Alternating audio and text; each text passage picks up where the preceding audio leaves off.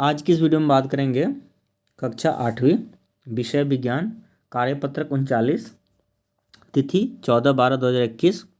विद्यार्थी का नाम, कक्षा अध्यापक का नाम। विद्यार्थी अपना नाम यहाँ लिखेंगे और यहाँ कक्षा अध्यापक का नाम लिखेंगे जी। जंतुओं में जनन, रिप्रोडक्शन इन एनिमल्स टॉपिक जैसा हमारा चल रहा है। निषेचन क्या होता है? फर्टिलाइजेशन। निषेचन वह प्रक्रिया है जहाँ नर और मादा युग्मक मिलकर संलयन एक संरचना बनाते हैं जिसे युग्मनज के रूप में जाना जाता है, जो अंतः भ्रूण में विकसित होता है। जैसा कि हम जानते हैं कि निषेचन में क्या होता है, नर और मादा के युग्मक एग और स्पर्म मिलते हैं और उससे क्या होता है कि नया बेबी या नया यंगवंश का फॉर्मेशन होता है, जैसा कि हम जानते हैं। अब हम जानते हैं कि जंतुओं में जो निषेचन होता है इसकी प्रक्रिया दो तरीके से होती है। एक होता है बाहरी निषेचन और दूसरा होता है एक आंतरिक निषेचन। एक जहाँ निषेचन बाहरी रूप में होता है जिसे अंडाणु और शुक्राणु का संलयन मादा शरीर के बाहर होता है, उसे हम बाहरी निषेचन कहते हैं। और दूसरा वहाँ जहाँ शुक्राणु और अंडाणु का संलयन मादा शरीर के अंदर होता है, उसे हम आंतरिक निषेचन के नाम से जानते हैं। और इसके बारे में हमने पहले ही पढ़ा हुआ है कि जहाँ पे बाहरी निषेचन मतलब क्या, मेल और फीमेल के गैमेट्स मिलेगा फीमेल के बॉडी के आउटसाइड, और आंतरिक निषेचन कहते हैं इंटरनल फर्टिलाइजेशन, मेल फीमेल के गैमेट्स मिलेगा फीमेल के बॉडी के अंदर। तो उस तरीके को हम आंतरिक निषेचन या आंतरिक इंटरनल फर्टिलाइजेशन के नाम से जानते हैं। उसके आधार पर हमने जंतुओं को दो तरीके से क्लासिफाई किया, दो भाग में बांटा हुआ है। जैसे यहाँ पे दिखा है, जंतुओं को अंडप्रजनन और जरायुज जंतुओं में वर्गीकृत किया जाता है। अंडप्रजनन जो अंडे देते हैं, ये जंतु अंडे देने वाले होते हैं। इनमें भ्रूण का विकास बाहरी साधनों से होता है। एक बार भ्रूण के परिपक्व होने पर अंडे का कठोर आकार उसे सुरक्षा प्रदान करती है। जैसे बाहर का सेल होता है ना अंडे का, वो सुरक्षा प्रदान करते हैं। इसके उदाहरण है पक्षी, मेढक, मछलियाँ।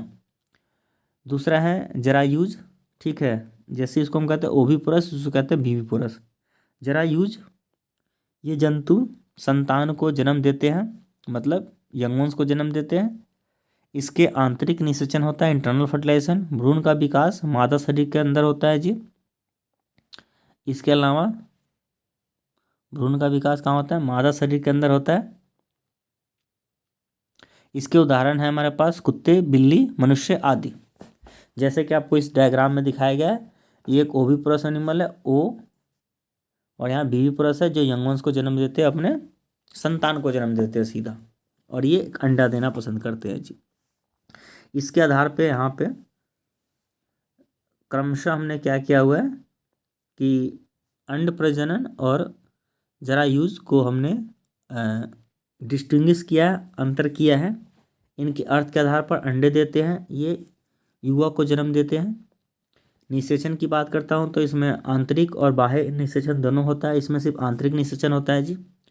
भ्रूण के पोषण तत्वों की आपूर्ति की बात करता हूँ तो भ्रूण में अंडे की जर्दी से पोषक तत्व मिलते हैं, और इसमें भ्रूण में माँ के पोषण तत्व मिलते हैं।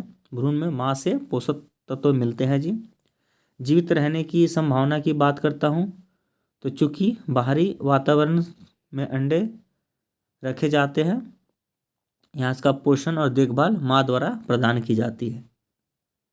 उदाहरण की बात करता हूँ अगर दोनों में, तो यहाँ पे उदाहरण की देखते हैं तो उदाहरण क्या है? मछली है, उभयचर है, एम्फीबियंस है, कीट है, पक्षी है।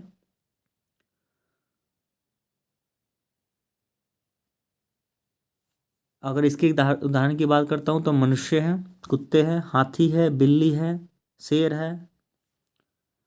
अब हम प्रश्न पे आ जाते हैं जी। प्रश्न कहता है निम्नलिखित प्रश्नों के उत्तर दीजिए। पहला प्रश्न कहता है अंड प्रजनन अंड प्रजक जंतुओं के भ्रूण को पोषण तत्व कैसे मिलता है? तो ये रहा पोषण तत्व जो होता है इसका, भ्रूण में अंडे की जर्दी से पोषक तत्व मिलता है, तो ये आपका पहले प्रश्न का उत्तर हो जाएगा। ठीक है। अंडप्रजक और जरायुज जंतुओं के बीच अंतर स्पष्ट कीजिए। तो ये पूरा अंतर है, आप यहाँ से पूरा अंतर लिख लेंगे। 5 पॉइंट, 1 2 3 4 5, ये पाँचों पॉइंट अंतर आप लिख लेंगे। ये दूसरे का हो जाएगा। ये रहा अंडप्रजक और ये रह गया आपका जरायुज। अंडप्रजक और जरायुज। चलिए अंतिम प्रश्न की बात करते हैं। निम्नलिखित जानवरों को अंडप्रजक या जरायुज के रूप में वर्गीकृत कीजिए। तो देखिए कीड़े जो होते हैं, देखिए कीड़े यहाँ पे था ना, कीट और कीड़े, तो कीड़े हो जाएगा। और मछली ये क्या हो जाएंगे जी, अंडप्रजक। बाघ और मनुष्य जो होगा ये क्या हो जाएगा आपका, जरायुज। ठीक है, तो बाघ और मनुष्य जो होगा ये जरायुज में आ जाएंगे, और बाकी ये जो दोनों बच्चे ये किस में आ जाएंगे जी, अंडप्रजक। तो इस तरीके से वर्कशीट आपका कंप्लीट होता है, कार्यपत्रक। वीडियो को देखने के लिए बहुत बहुत धन्यवाद। प्लीज़ चैनल को सब्सक्राइब करें, वीडियो को लाइक करें और शेयर करना ना भूलें, अपने दोस्तों तक इसको शेयर करें। वीडियो को देखने के लिए बहुत बहुत धन्यवाद।